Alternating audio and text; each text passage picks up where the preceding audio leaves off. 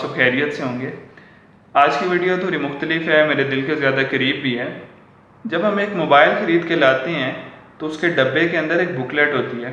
اس booklet میں اس mobile کو use کرنے کے طریقے اور اس کے ساتھ ساتھ یہ بھی مینشن ہوتا ہے کہ کون سی ایسی چیزیں ہیں جو اگر ہم ان کو کریں گے تو اس موبائل کے لیے نقصان دہ ہیں۔ اس موبائل کو کس اسپیسیفک ٹمپریچر کے اوپر رکھنا ہے، اگر نہیں رکھیں گے تو موبائل پراپرلی فنکشنل نہیں رہے گا۔ اس کو کس پریشر پہ رکھنا ہے، اس کو پانی میں ڈالنا یا نہیں ڈالنا، کتنے منٹ۔ اب جو ان سے ایسے موبائل ہیں واٹر پروف ہیں لیکن وہ بھی کچھ پراپرلی ڈیپتھ ہوتی ہے، پانی کی سطح تک وہ پانی کے اندر رہ سکتے ہیں اور پھر نہیں رہ سکتے۔ تو وہ ساری چیزیں جو اس موبائل کے ضرر یا نقصان دے سکتی ہیں وہ بھی اس میں مینشن ہوتی ہیں، اور اس کی فنکشنالٹی کو متاثر کرنے والی ساری چیزیں اس میں لکھی ہوتی ہیں تاکہ ہم وہ چیزیں نہ کریں۔ اگر وہ ہم کریں گے وہ موبائل پراپرلی ورک نہیں کرے گا۔ اسی طرح انسان بھی ایک موبائل ہے، اور اس موبائل کی جو بکلیٹ ہے وہ خدا نے اپنی قرآن نازل فرمایا ہے، اپنی کتاب نازل فرمائی ہے، جس کے اندر خدا نے وہ ساری چیزیں مینشن کی ہیں جو ان سے ہمارے لیے نقصان دہ ہیں، جو ہمارے اور خدا کے رشتے کو کمزور بنائیں گی، جو ہمیں ظالم بنا دیں گی، جو ہمیں فاسق بنا دیں گی، جو ہمیں گناہ گار کر دیں گی، جو ہمارے ہی پراپر فنکشنل نہ رہنے کا سبب بنے گی۔ خدا پاک قرآن مجید میں سورہ حجرات کے اندر فرماتے ہیں کہ اے مسلمانوں، جس کا مفہوم میں بیان کر دیتا ہوں، کہ ایک دوسرے کی عیب جوئی مت کرو، ایک دوسرے کا عیب تلاش مت کرو، اور ایک دوسرے کو برے ناموں سے مت پکارو، اور یہ بہت ہی زیادہ نامناسب ہے، اگر تم کرو گے تو تم ظالموں میں سے ہو۔ پھر فرماتے ہیں کہ ایک دوسرے کی غیبت مت کرو، غیبت کھانا اسی طرح ہے جس طرح اپنے بھائی کا گوشت کھانا۔ پھر فرماتے ہیں کہ اتنا تجسس مت کرو، اور پھر فرماتے ہیں کہ گمان مت کرو، یعنی فلاں بندہ آپ کے بارے میں یعنی ہم بیٹھے سوچتے ہیں کہ فلاں میرے بارے میں یہ سوچ رہا ہوگا، یہ سوچ رہا ہوگا۔ فرماتے ہیں کہ گمان مت کرو، گمان کچھ ایسے گمان ہیں جو گناہ ہیں۔ اب یہ ساری چیزیں کیا ہم وہ نہیں کر رہے؟ کیا وہ ایسی چیزیں ہم اپنی لائف کے اندر نہیں ہیں جو ہماری فنکشنالٹی، جو ہمارے اور خدا کے رشتے کو کمزور کر رہی ہیں؟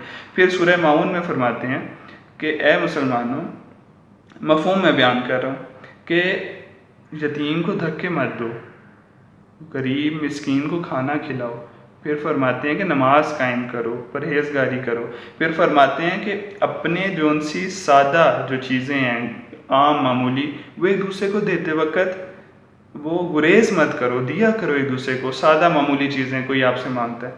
تو کیا یہ ساری چیزیں جو قرآن میں موجود ہیں، مینشن ہیں، کیا وہ ہم اس کو کر رہے ہیں؟ کیا ہم ان چیزوں سے پرہیز کر رہے ہیں؟ کیا ہم مسکین کو کھانا کھلا رہے ہیں؟ کیا ہم ایک دوسرے کی عیب جوئی نہیں کر رہے، غیبت نہیں کر رہے؟ ان سب چیزوں کو دیکھیں گے تو ہمیں پتہ چلے گا کہ خدا ہم سے کب کلام کرتا ہے۔ خدا ہم سے کلام کرتا ہے۔ مجھے یاد ہے میں کافی عرصے تک اس بات پہ گلہ بھی کرتا تھا، اور ذہن میں آتا تھا کہ خدا کلام کیوں نہیں کر رہا، ہم سے بات کیوں نہیں کر رہا؟ وہ کلام کرتا ہے، وہ مشکلات میں ڈالتا ہے اور پھر اس کا سلوشن دے کے ہم سے کلام کرتا ہے۔ لیکن ہم چونکہ ان بیماریوں میں پھنسے ہوئے ہیں، روحانی بیماریوں میں، ایک دوسرے کا حسد، جیلسی، دوسرے کی غیبت، یہ ہمیں اور خدا کو ایک دوسرے کو نزدیک نہیں آنے دے رہی۔